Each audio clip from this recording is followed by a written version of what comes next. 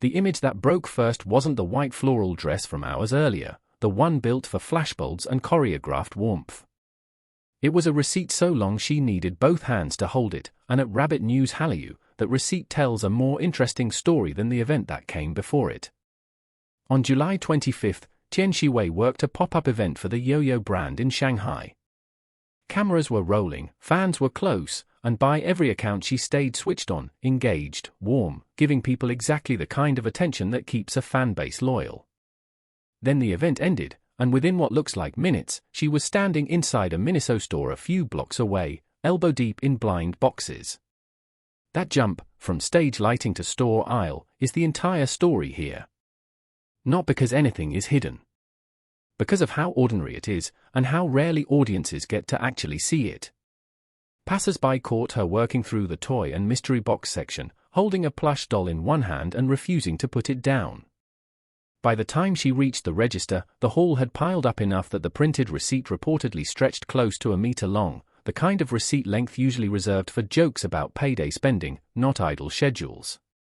In the footage, she's seen holding a doll, a shopping bag, and that long strip of paper all at once, looking less like a public figure and more like anyone who just got paid and decided today was the day to spend it. One bystander account adds a detail worth sitting with. On the second floor, she reportedly spent close to 5 minutes comparing two blind boxes in different colors before deciding. 5 minutes, over two nearly identical boxes. That's not the decisiveness she showed on stage an hour earlier, where every interaction looked calibrated and confident. It's a small thing. But small things are usually where real behavior shows up, long after the professional instincts have clocked out. Here's what makes this worth more than a passing clip. No professional camera followed her into that store. There was no styling, no staged backdrop, no press release attached to it. She left the event in her own clothes, without makeup, and the photos that surfaced were taken by ordinary shoppers who simply happened to be there. That distinction matters more than it sounds like it should. For over a decade, entertainment marketing has run on a very specific kind of visibility, controlled, lit, cropped, and approved before it ever reaches an audience. What circulated from this MINISO visit skipped every one of those steps. And it's exactly that lack of polish that made it travel.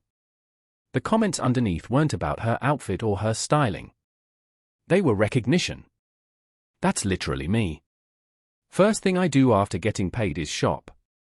The reaction wasn't fan enthusiasm in the usual sense, it was people seeing their own post-payday behavior reflected back at them by someone they normally only see performing. But there's a detail buried in this story that most coverage of it has skipped entirely, and it's the part that actually explains why this clip outperformed the official event photos. That detail is the gap itself, the literal minutes between on and off. Idol and actor marketing has spent years perfecting the curated moment, the fan meeting, the brand shoot, the red carpet answer that sounds rehearsed because, often, it is. Audiences have gotten good at spotting that polish, and gradually, they've gotten tired of it. What holds attention now isn't another flawless appearance. It's the 5 seconds where the performance visibly stops, unscripted, unplanned, and impossible to fake the way a photoshoot can be faked. Tian Xiwei didn't create that gap on purpose. As far as the available footage shows, this wasn't a planned appearance or a managed photo opportunity. It was a public figure doing something private in a semi-public place, and getting recorded doing it.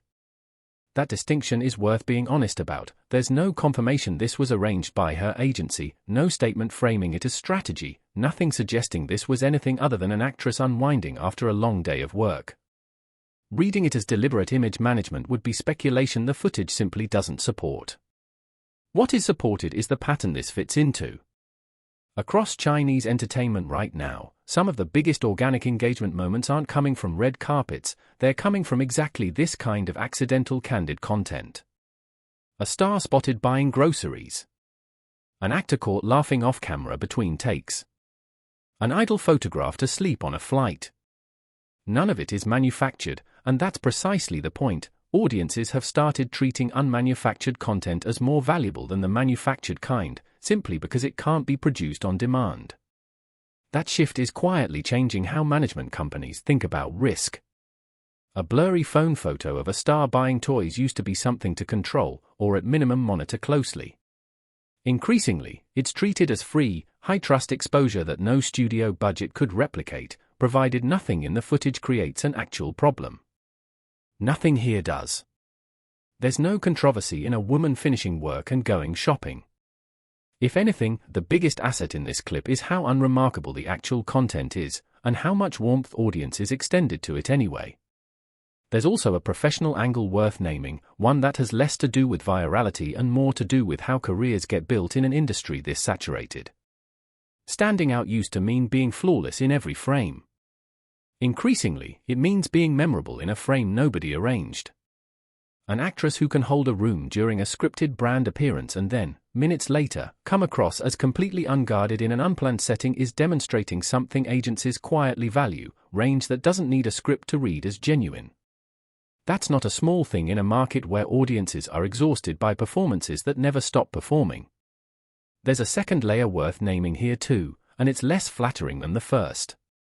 The same openness that makes this footage charming also means she was recorded without asking, by strangers, while off the clock. That's the trade-off built into modern celebrity. The more real audiences want their favorite public figures to feel, the less actual privacy those figures get, even inside a toy store on an ordinary weekday afternoon. It's not a scandal, and nothing here suggests distress or discomfort on her part. But it is a cost, and it's one that very few of these viral relatable idol clips ever pause to mention. Fan communities have their own relationship to moments like this, and it's worth being precise about what that relationship actually is. This isn't parasocial obsession dressed up as commentary. Most of the reaction circulating online reads more like mutual recognition than fixation. Fans project their own routines onto the moment because the moment genuinely resembles something universal, not because they're constructing a narrative around her private life. That distinction is exactly why this clip stayed relatively low controversy while still traveling widely. There was nothing to speculate about. There was only something to relate to.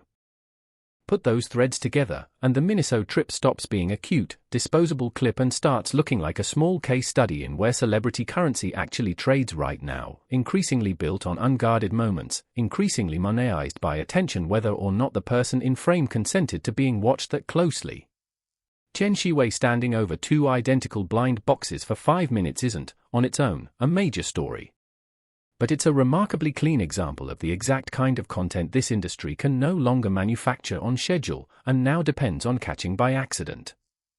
None of this needed to be dramatic to be worth covering. That's actually the argument for covering it. Not every meaningful entertainment story is a scandal, a feud, or a confirmed relationship. Sometimes it's a receipt a meter long, and what it quietly reveals about how audiences connect with the people they watch, not through the moments built for them, but through the ones nobody planned at all. If you're the kind of viewer who wants entertainment coverage that looks past the headline for what it actually means, the quiet detail, the industry logic underneath the viral clip, that's what Rabbit News Hallyu is built for. Subscribe if you're here for analysis, not just noise.